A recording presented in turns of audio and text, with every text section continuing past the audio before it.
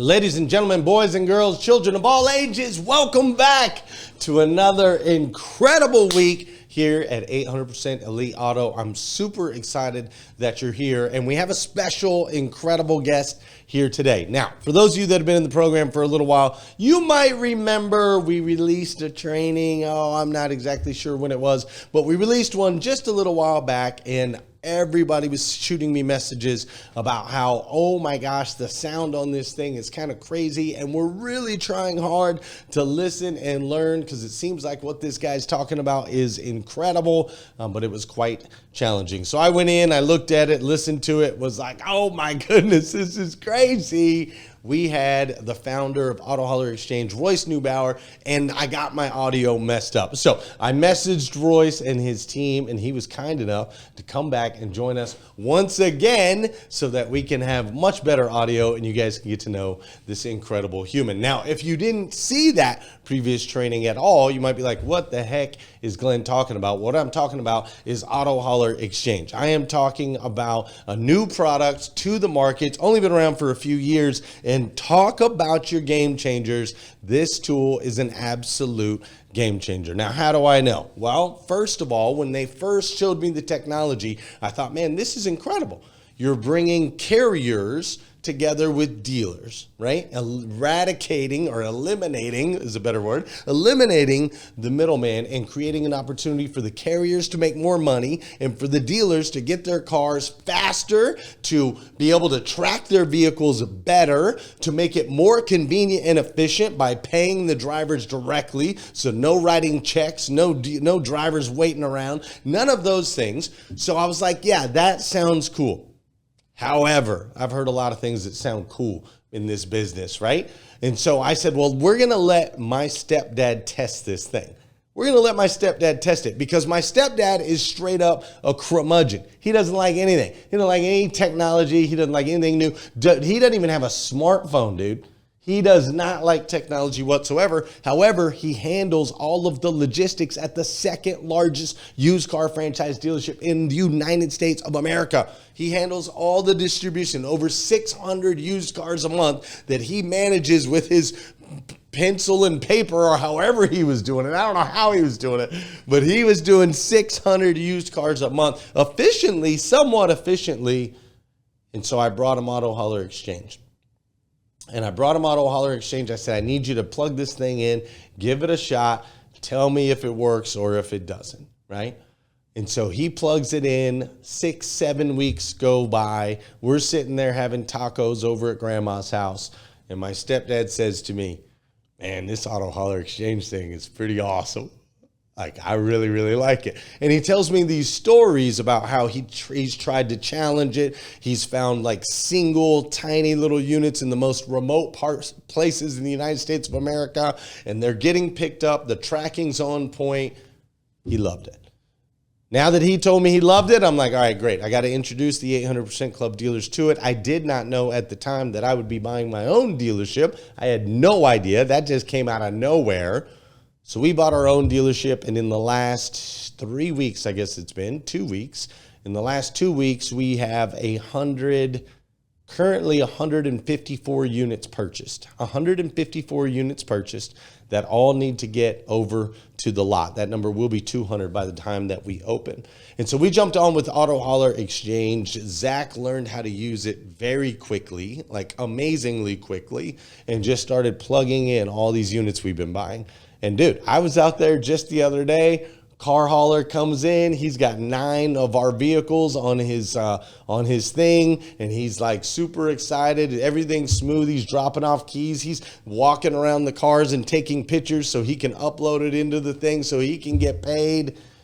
We have been getting cars picked up so fast. Like Zach loaded 5 cars, and then when he went to load the next batch of 5, the previous 5 had already gotten picked up. Like, it was unbelievable. And they're getting dropped off on our lot in like a day and a half from when we were initially putting them into Auto Hauler Exchange. It's absolutely incredible. We also had the lot getting sealed for 2 days, and so we had to stop drop-offs for those 2 days, and we were able to do that in Auto Hauler Exchange. So I'm telling you, this thing is amazing, and I've got the founder, Royce, hanging out in the green room right now going, get me in there so we can talk about this thing a little bit more. Before we bring him in, though, I do want to give you a quick little intro to who he is and what they've built. Auto Hauler Exchange has revolutionized the way vehicle haulers and vehicle shippers collaborate. The Exchange B2B marketplace connects vehicle haulers directly to shippers in a frictionless manner. The Exchange helps vehicle haulers maximize their capacity while eliminating empty miles. The Exchange is the first true B2B marketplace of its kind in the vehicle logistics industry. By connecting carriers and shippers directly, carriers can save time and choose which opportunities fit their needs each day. At the same time, shippers can rest assured that their vehicles are being moved by qualified, vetted carriers who fit their vetting program. The Auto Hauler Exchange has democratized the vehicle logistics industry by eliminating the middlemen and connecting shippers directly to available carriers. Man, I love the way you talk. I love the way your mind works. You're an incredible human, man. Thanks for being here with me today. I greatly appreciate you. Glenn, I appreciate it. I appreciate the kind words. I've been in this logistics madness for about 25 years now, and primarily on the brokerage side, and really never felt comfortable about being the middleman, honestly. And I've always looked for ways to drive out inefficiencies, to create transparency, and to figure out, how do we democratize the space for carriers? Because without carriers, none of us can do our jobs. You don't have cars on your lot. There's not food on the shelf at a grocery store. And, living in that brokerage world for so long has helped me really see, where the skeletons are buried, understand how brokers do have a space in logistics, but it doesn't always have to be the first option, right? And, when you look at logistics as a whole, it is a massive market, especially in the freight world. And companies like Uber Freight and Convoy have tried to democratize the space for carriers.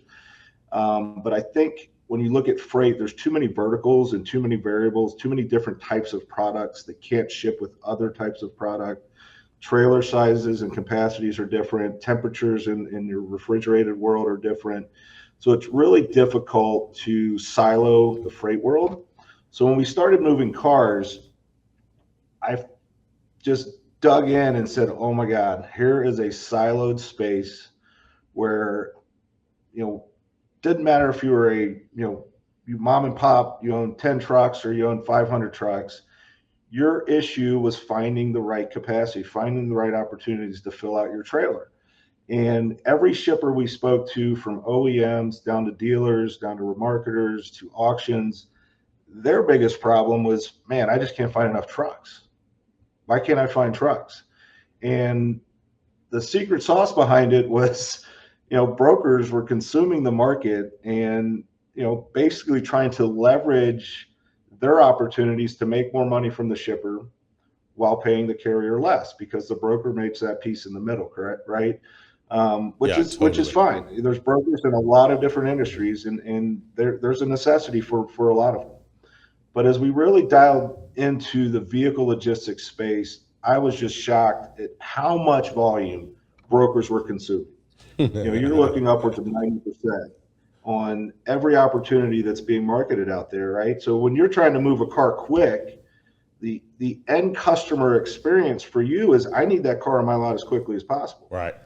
And the end customer experience for the carrier is, hey, I need to fill out my truck at the best possible rates possible. But the broker's end customer experience isn't concerned with either of those. At the end of the day, you're going to give me a window to move those cars, and I'm going to shop for the cheapest truck as long as I possibly can. Yeah, so that's I can make their my primary motivation, right? The cheapest. That's their primary motivation as a broker, right? Because they're mostly commission based. With Auto Hauler Exchange, we just said, well, let's just get that out of the way. A lot of people don't realize how digitized the brokerage world is today. Most of what we do on our brokerage end is managed by technology, curating carriers, payments, tracking and tracing. So We just looked at that and said, why don't we just plug that into a marketplace? We can curate carriers for the shipper. We can make sure they have the right insurance, the right authority, that they're legal, that they've got good equipment, and we can also handle payments. And that was the biggest roadblock for a lot of these carriers working direct with a shipper like yourself, or working direct with a large OEM or a larger marketing company, because most carriers in the vehicle logistics space need to get paid upon delivery. Right. Need to get paid within a week. Right. And a lot of large shippers, you said it yourself, you don't want to be chasing a driver down or making him wait for a check. And especially I never if you have realized 200 what a cars jerk in a I week. was until I learned about what you guys do. Like, I never even thought about what a jerk me and my guys were when we were sitting up there at the tower working deals. Some guy's trying to get his check. It's back locked up in the office somewhere. I got to call. It's a Saturday. I got to call a controller. I don't have time. I'm knee deep. And so I'm blowing the guy off going, hey, man, I'll get it when I can get it, right? I'm not even thinking about this person, their life, their livelihood, what they're trying to accomplish, their family. Like, I was such a jerk about it, man, but I didn't even realize it until I met you guys. In the end, you're not necessarily being a jerk. You're just doing your job. You're trying to pay your family, right? You're trying to make money for your livelihood. Right. And that's what we basically said is, why are individuals whose primary job is to buy and sell cars, chasing down trucks, tracking trucks, doing logistics, when they don't need to? When we can build a product that drives those efficiencies into their dealership and eliminates all those menial tasks that don't help them do what they're there to do. Your job is to buy and sell cars, right? And move that metal. And so we said, let's just eliminate that for the dealership. Let's eliminate that for the remarketer, for the auction, whoever. And the reception has been astounding. We've been around for about 2 years, but we've only been in market for about 14 months, 15 months now. And within that time frame, I think we've moved vehicles for about 240 dealerships, 4 OEMs now, 1 railhead. There's a rail line in North America that we're moving cars for today. Amazing. Because their railheads are getting backed up with inventory. Right. The most astounding part of the product, though, is we've onboarded over 4,200 carriers nationwide. Amazing. Over 4,000 carriers have found us, and either through word of mouth, through seeing postings, or through some social media marketing. We don't have a huge marketing budget yet, but without having that budget, they have found us and migrated towards the Auto Hauler Exchange.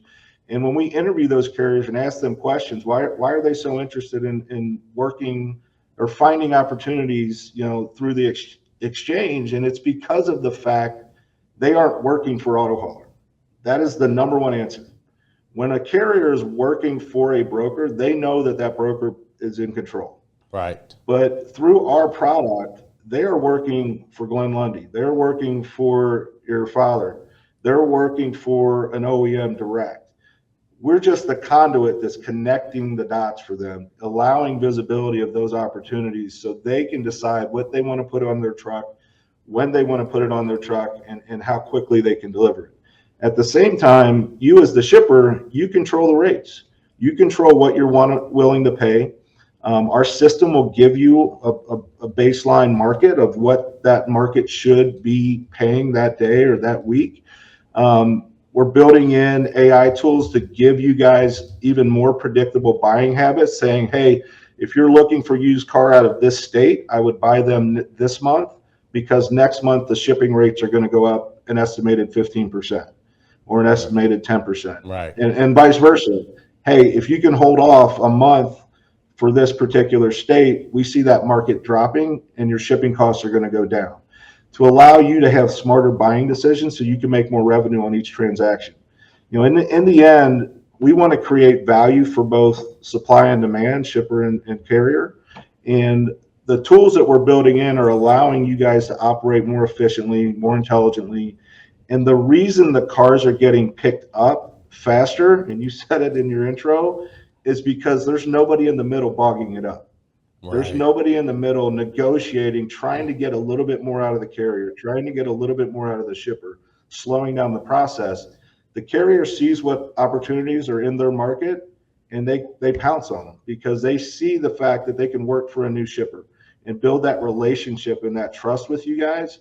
And then ultimately, eventually, you'll start seeing the same carriers picking up from the same auctions week in and week out because they love working for you and your dealerships.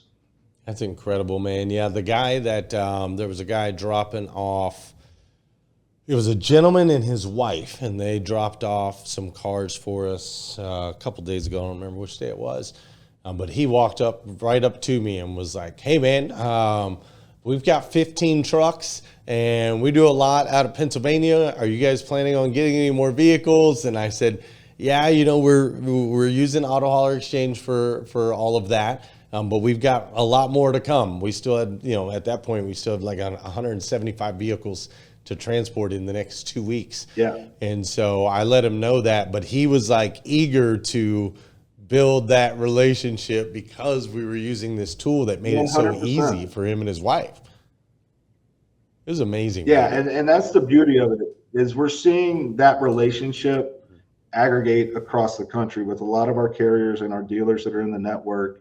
And we're going to be building in tools so that'll give you an opportunity to work with specific carriers, faster. Right. So if you have built a relationship with 5 or 10 carriers, you'll have the opportunity to market to them first. Yeah. Kind of give them the quick pull, like, "Hey guys, we're going to give you priority because we trust you and love you." Yeah. But at the same time, you're a growing business, so you're going to have to add to that carrier market, right? So you're going to be able to market to the marketplace as a whole anytime you want.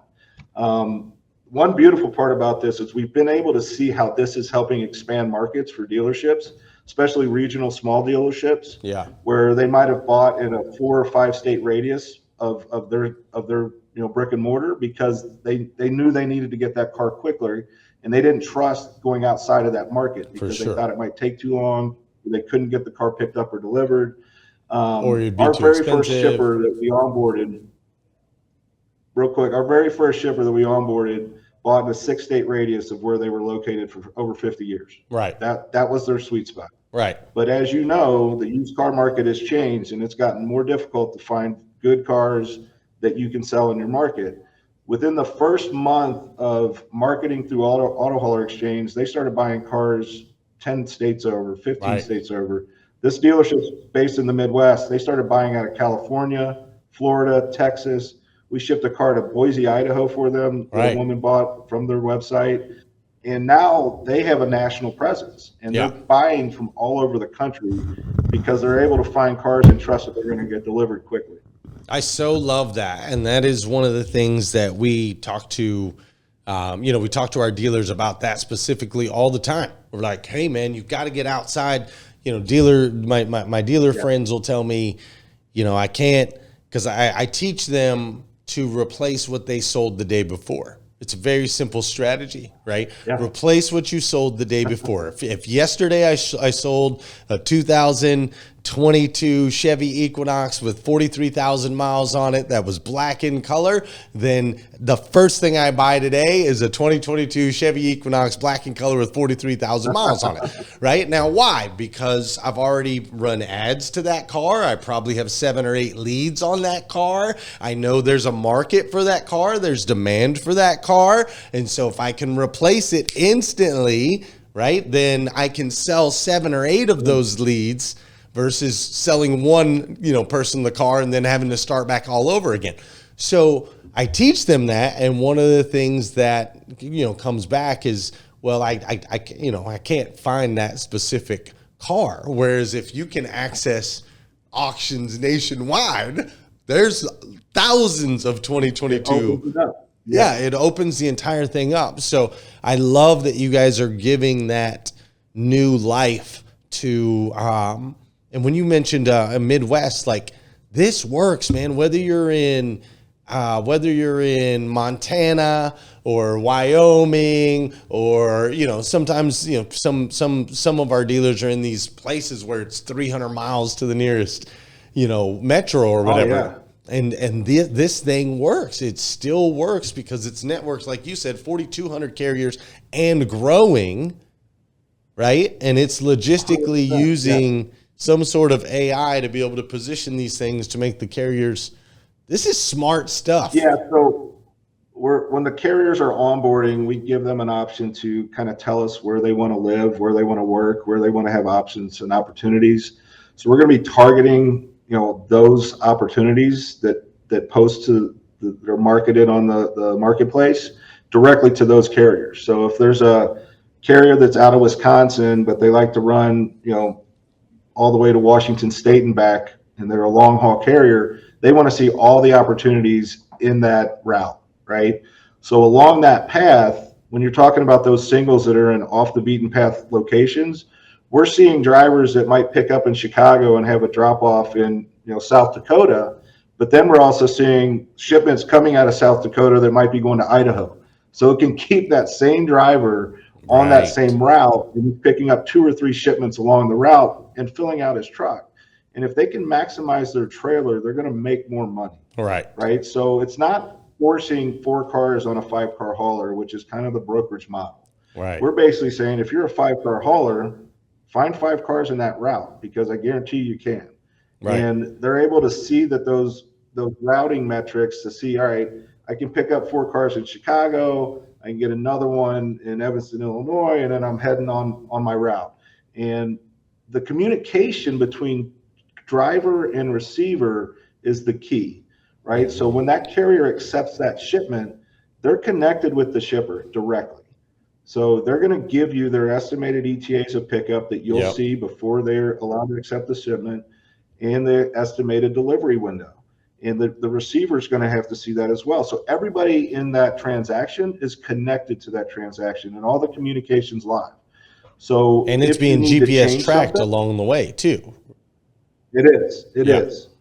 And that's the best part about it. So you can see those expectations in live, throughout the entire route.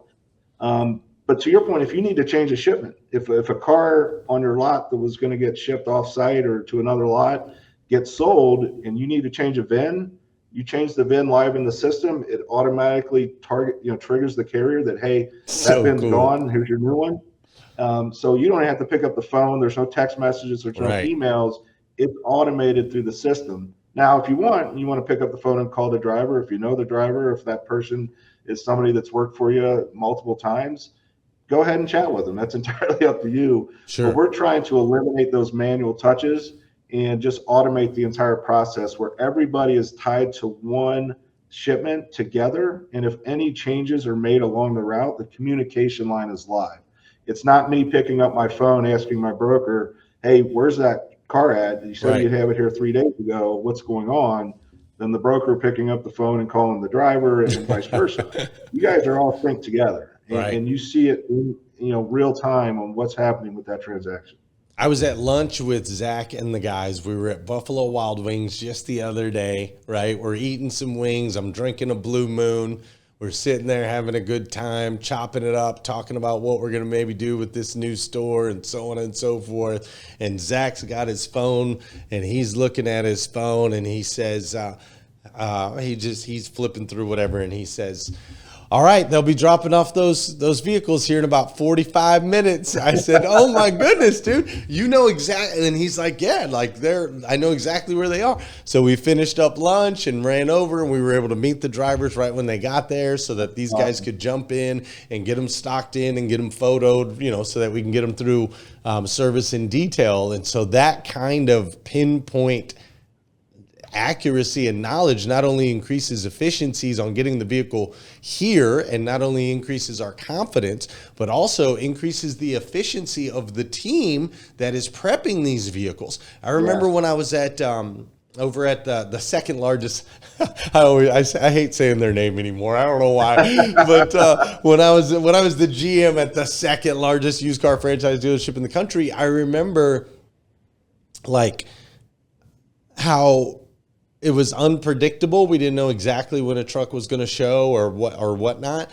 And sometimes we'd have some days where, tons of trucks would show up and other days not so many. And so the team that was responsible for stocking these things in might be in the middle of one thing, and then they have to drop what they're doing because now the car haulers over here, or they're prepped, as far as staffing, they wouldn't have enough people because we had a bunch of vehicles that came in at the same time. And now sales managers are out there trying to move cars to get them out of the way. So customers, it was just chaotic, right? And that was our everyday, that was our life, that was what we were used to.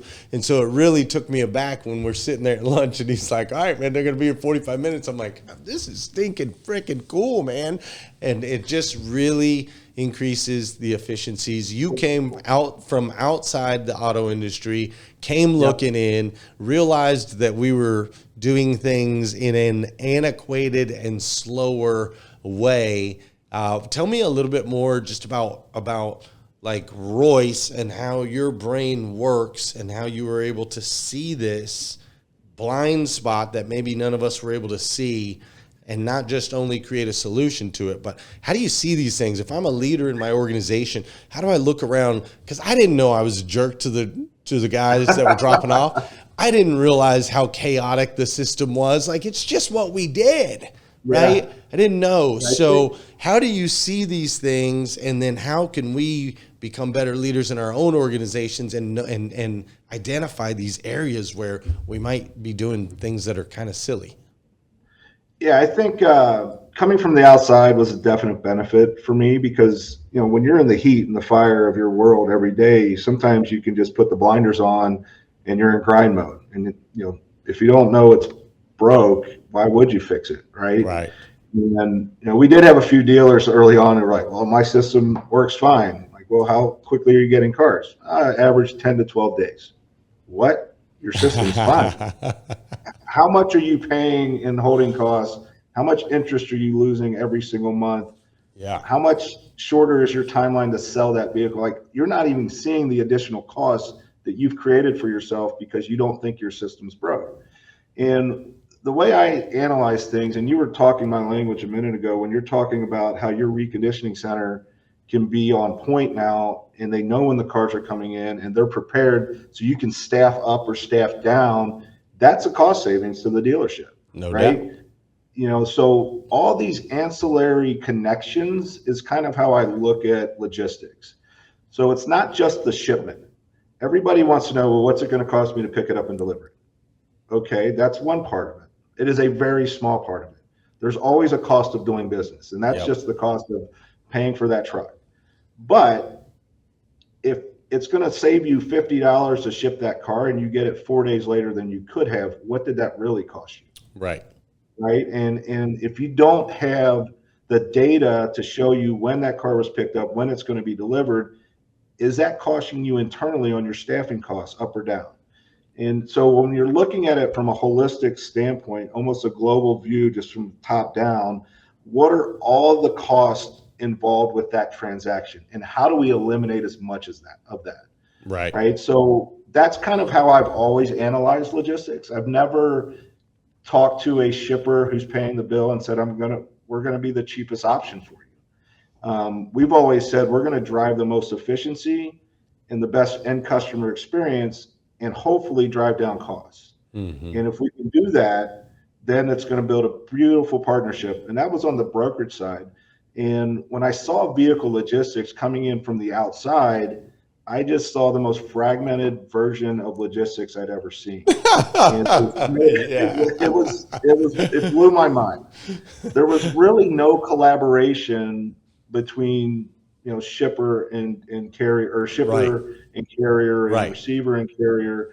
And a lot of shippers have just relegated themselves to, this is the system we're in. It is what it is kind of mentality. Yeah. And, I've got to trust my broker because my broker's doing all this amazing stuff for me. They're tracking the shipment for me. They're collaborating with the carrier. They're paying the carrier. Yeah, but what you don't realize on that back end of that is that's mostly digital. If you're a good brokerage and you're running a sound operation, 90% of that is going to be digitized for you. So the broker really isn't doing as much as they used to do 10, 15 years ago. Sure. When I started 25 years ago, we had paper dispatches and things were very cumbersome in all versions of logistics. That's changed. Amazon has changed the expectation for us all. Right. And I think anybody that is buying and selling a product, I don't care what it is, you should have that Amazon mindset. Like if I need it picked up today, it should get picked up today.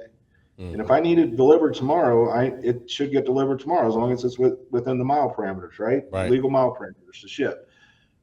That's the expectation all of us should have because the end consumer has that expectation. So if I'm buying a car from your dealership and I'm showing up tomorrow and that car's not there and reconditioned, I'm going to go down the street and buy it from somebody else. Sure. So that's the mindset I look at things today is we should not be thinking that nothing's broken. Like every day we should be pushing to get more efficient, more transparent, and to figure out a way to correct, our carrier situation because we're losing drivers all across all of logistics. Right. Because of what you said earlier, the driver's sitting there waiting for his check. You're trying to sell a car. You've got this going on. Forget that driver. You're not the only one that's done that. Sure. That happens, hundreds of thousands of times a day in all versions of logistics. Right. And so our goal with this product was really to allow you guys to do what your special talents are. And that's in the selling car business. So, right. You guys are there to buy and sell cars as quickly as possible, to turn over as much metal as you can. You're not there to be logistics guys, right? And you're not there to mess with the drivers. You're there is to buy and sell cars. So the driver's job is no different. Their job is to pick up and deliver as quickly and efficiently as possible. Right. And if they can pick up and be able to communicate with you and you've got staff on site ready to help inspect the cars quickly and get that driver out of your lot as quickly as possible, now you've got a happy driver. They don't have to go chase a check because they know they're going to get paid by us on their terms. Right. And at the same time, they've already probably booked their second haul that they have to go pick up that day through the exchange. So they want to get in and out as quickly as possible. They don't want to be bothersome to you. They don't want to be in your way. They don't want their truck blocking up your lot. So the more efficiencies we can drive in all these transactions, the better the ecosystem gets as a whole. Yeah. And the relationships start to improve and grow. And hopefully we're able to drive more drivers to the vehicle logistics space and get them away from bumping a dock at a Walmart or an Amazon. Because in this world, I think the most professional driver we have is a auto hauler. These are the only guys other than flatbed guys that are truly loading their own truck. They are driving the vehicles onto their truck. They're strapping them down. They're responsible for any dings and dents they create. If I'm a driver bumping a dock, I'm sitting in my car staring at social media for 2 hours.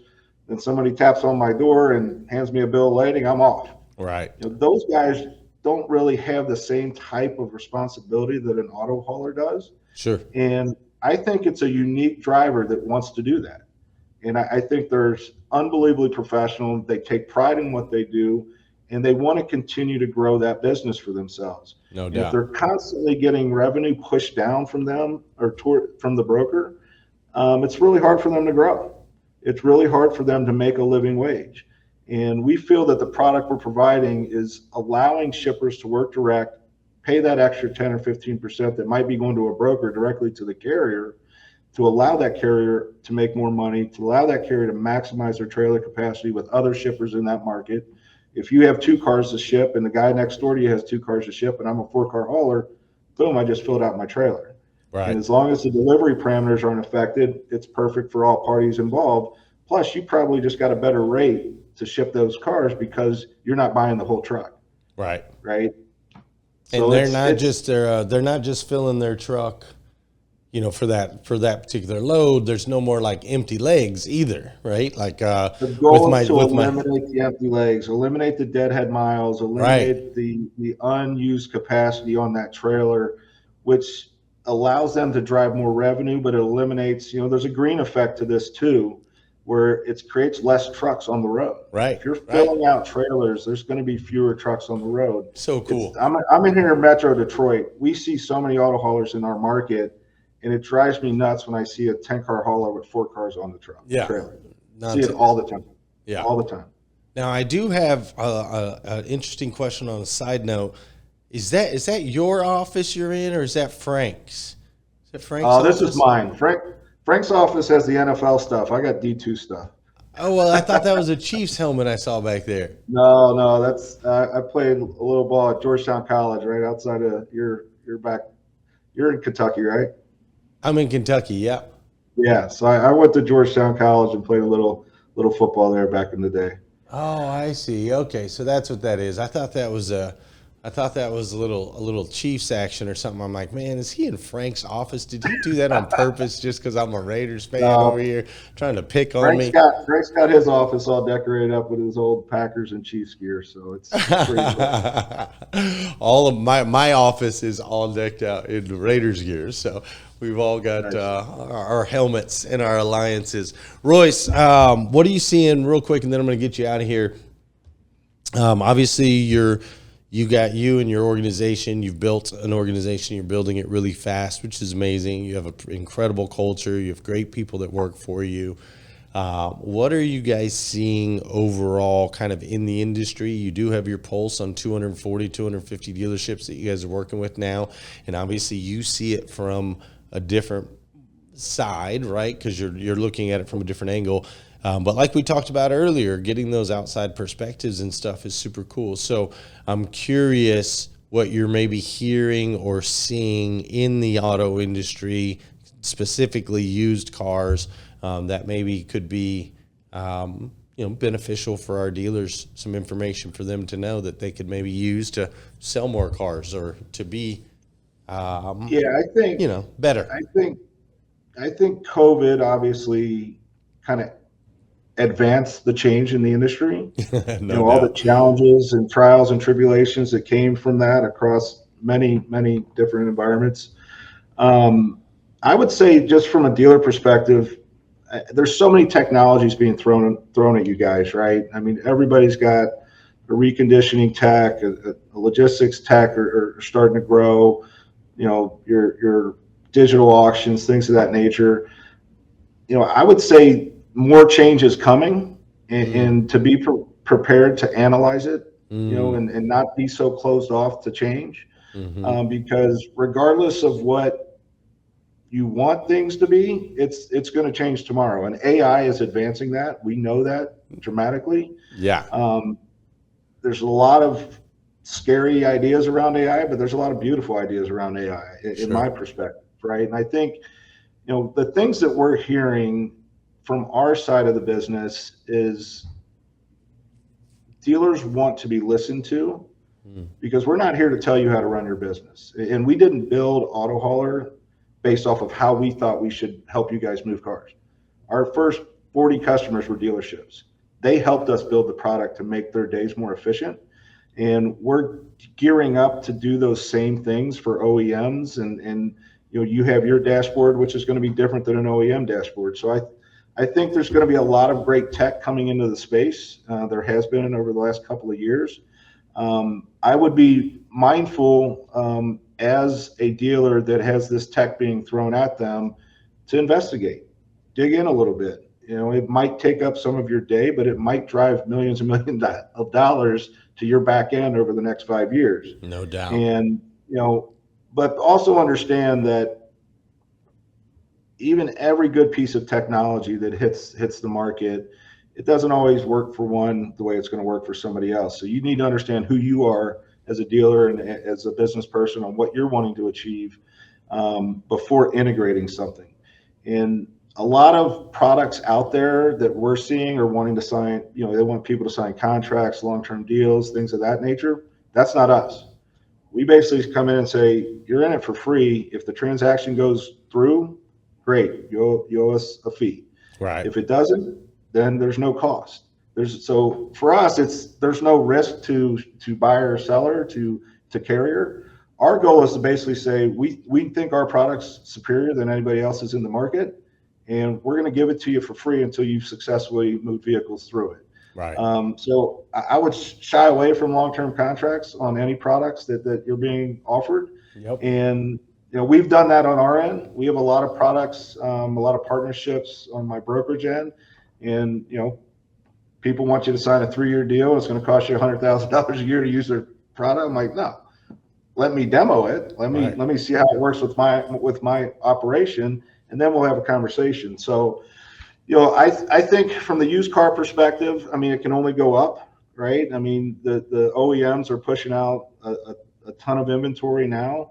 Obviously, interest rates are going to have to change at some point to really allow you guys to move more cars more efficiently and allow consumers to purchase those cars, for a wage that they can pay. But I think the industry is exciting right now. I really do. There's so much uncertainty when COVID was, kind of lingering for a couple of years. Then interest rates started to pop. I think the industry is in a very exciting spot because it's kind of a rebirth, right? Everybody has to figure out, a new way of doing business. And if you're kind of stuck in that old guard, I feel you're going to be left behind. And I kind of equate it, and I've used this, analogy before. You're either going to be Blockbuster Video or you're going to be Netflix. Right. Which one do you want to be? Yeah. Because Blockbuster owned the market for a long time and could have bought Netflix for a measly $50 million. Right. Right. Chose not to. And now Netflix is worth billions and billions, and there's no Blockbuster Videos anymore. So if you're a brick and mortar store, you've got to find a way to grow. You've got to find a way to be efficient, drive out your internal costs so you can drive up, your revenue and top line revenue through sales and purchasing, right? And, I think if we just focus on what our special gifts are, our special talents are as a business, and bring in the right partners that can help you do things that you don't do well and that you shouldn't be focusing on, then you're going to grow. And you mentioned my team's amazing. They are, and I've structured that team around talents I don't have. Right. And, I know what I'm good at, and I do the exact same thing. But Dana, you've met Dana, our COO. She's an absolute operating machine. Incredible. Frank is a sales machine, and we've got our Jacob. Our developers are unbelievable. Jake's amazing. Our whole team as a whole is fantastic. And I think as a business owner, that's how you got to build a team. You've got to find people that are smarter than you in areas to help your corporation grow. I am absolutely with you on that. 800%, Royce. 800%. My team that I've got around me right now, they make me feel so stupid, and I just love it, man. I just love it. Nick's talking to me about some stuff. I'll have to show you something here in a minute after this. Nick brings me stuff all the time, and I'm just like, golly, you're smart, man. Like, I love that guy. But that's the way to do it. And when you said, I'm with you on the Netflix or Blockbuster. I think more now than ever, we have to ask ourselves that question. And I read, Royce, I don't know if you ever saw you probably have, but Reese, what was his last name? The guy who was an early founder on Netflix. He did a 107 slide PowerPoint that got released. This was back 2011, 2012, something like that. He got this PowerPoint, and I have a copy of it. And they have 2 policies that they put in place at Netflix. Because in the early days, they were starting, and as they were getting bigger, every time there was a problem, they started putting policies in place, and it squashed the ability for them to be creative, right? Yeah. And so he wrote this PowerPoint, and he got rid of all these other policies, and they made 2 policies, which is policy number 1 is always act in the best interest of the company. And policy number 2 is adequate performers will be graciously asked to take their talents elsewhere. And and that is exactly what we have done with my new dealership that opens next week. Is we have 2 policies: act in the best interest, adequate performers will be graciously asked to take their talents elsewhere. No one has a schedule. Like we're doing it completely different and hopefully better. I can't say whether it's better or not yet, but I would much rather go down swinging, trying to be creative and change it, than standing there and keep doing what we've always done, man. So, I love the approach. I think it's brilliant. Thank you, man. Thank you. All right. On that note, Royce, you got anything else? I'm gonna let them out of here, and then I got to show you something. No, I just want to thank you for having me on, and love the relationship that we have with you guys. And I think, just being that visionary mindset that you are, it's a perfect relationship with who I am. And, if any of your audience wants to find us, we're at www.autohaulerexchange.com. And if you want to reach out to me directly, I'm at Royce@autohaulerx.com. Thanks for having me on. Royce@autohaulerx.com, and the website is on the screen right there, autohaulerexchange.com. And I've been sending, when the dealers reach out to me, I've been sending them to Jacob. I've been giving them Jacob's number. Should I be giving them Jacob, or should I be giving them Frank? Jacob. Okay. Yeah. All right. That's what I've been doing. I've been just sending everybody to Jacob. No, just call Jacob, that. man. Just call Jacob. He'll take care of it. All right, Yeah. Royce, I appreciate you. Hang tight just a second there. Ladies and gentlemen, that was my new best friend on planet Earth, Royce, and him and I are going to hang out off camera real quick while I've still got him for 5 more minutes. But I'm going to let you out of here. Hope you're crushing it. Hope you're having a good time. Make sure you connect with these guys. It absolutely makes sense. Expand your market, get more efficient, better productivity, and ultimately sell more cars and grow 800%. Let's go.